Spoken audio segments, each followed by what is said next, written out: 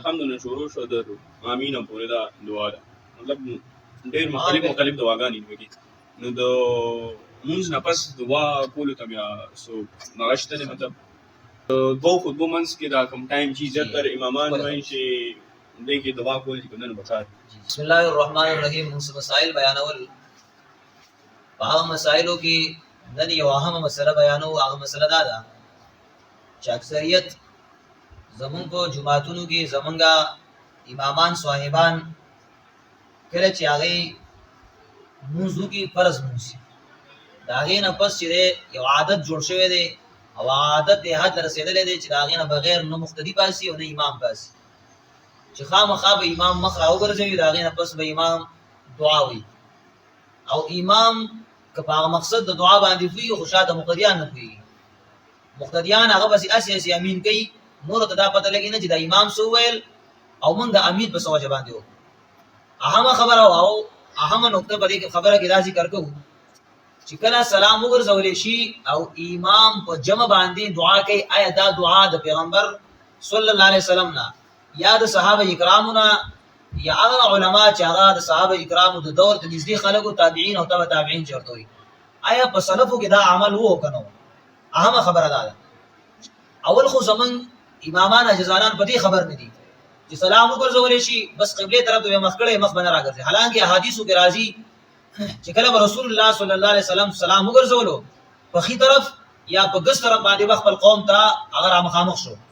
اکثریت امامان هغه په دغه ځای باندې ناشتي والله ومنت السلام ومنک السلام دا وې په مخ باندې لاس راکاږي او سیده پاسي حالانکه راګرځیدل فکر دي دویمه خبره دا کو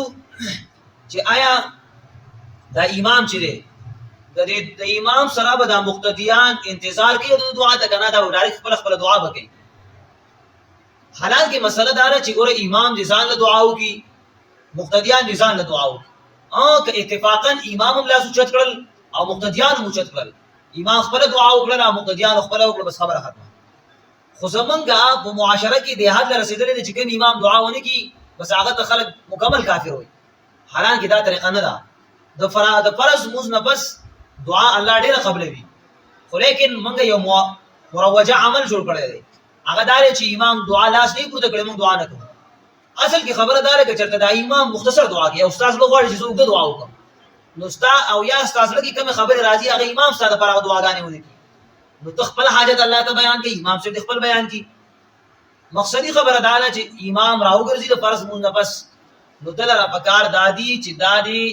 قوم دې هغه انتظار نه کوي د قوم انتظار نه کوي ځکه چې د مقره چې سلام وګرځول شي نو د مقتدی او د امام په میس کې رابطه ختم شوه د دواړو په مابین کې تعلق ختم شو امام د خپل دعا کوي او مقتدی خپل دعا کوي اهم خبره دا ده بګي بل دار چې تاسو وګورئ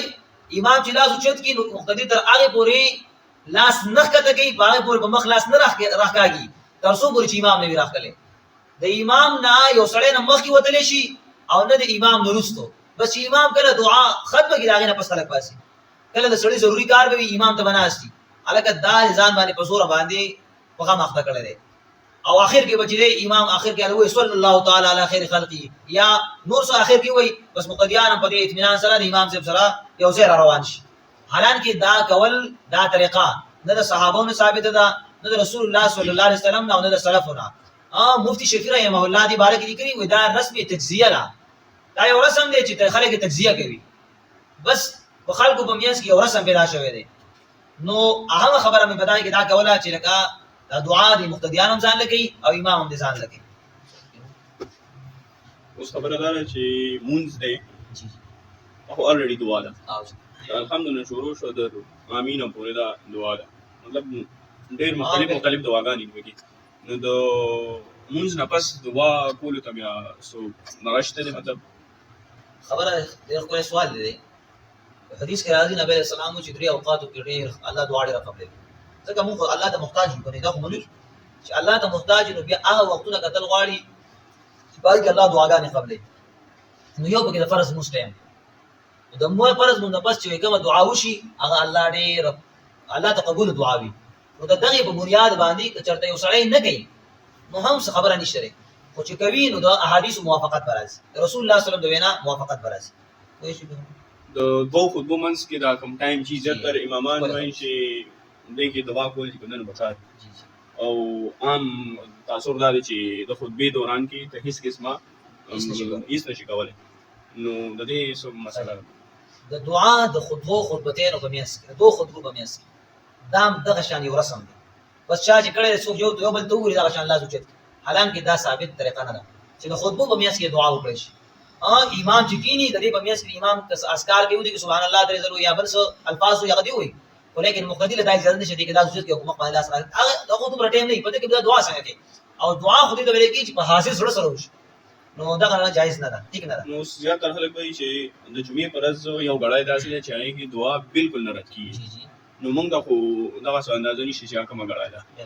نو زیاتر علماو هغه دا تجویز ورکوي چې د دوه خطبو منځ کې کومه ناسته ده دا یو بهترینه غړای ده نو اصل کې خبره دا ده چې احادیثو کې شرازي چې یاره داس یو وخت د جمعې په ورځ باندې نو بعض علماو چې دا د سحر دا وخت بعض وایي چې نه د دې سوال نه پسته یا بعض د سوال نه مخکې بعض د مازیګر دا وخت چې دا ډېر اهم وخت نو د دې څه تعین نه دی شوی چې یو څه تعین نه دی شوی نو څنګه یو نامعلومه څه یو تعین څه دراولي دا خو ته بیا خپل هغه خپل کار به وکړي نو چې ته دا یو ټیم دی مقرر کو نو آیا یو سړی به چې کوم تما د زوال نه مخکې ټیم کې طلبګار هغه بیا طلب وکړي نه کوي یو سړی د مازیګر په وخت کې طلبګار نو آیا هغه بیا چې د خطبه دا ټیم ورته متعین رسول الله صلی الله علیه وسلم تعین نه کړي څه تعین صلی الله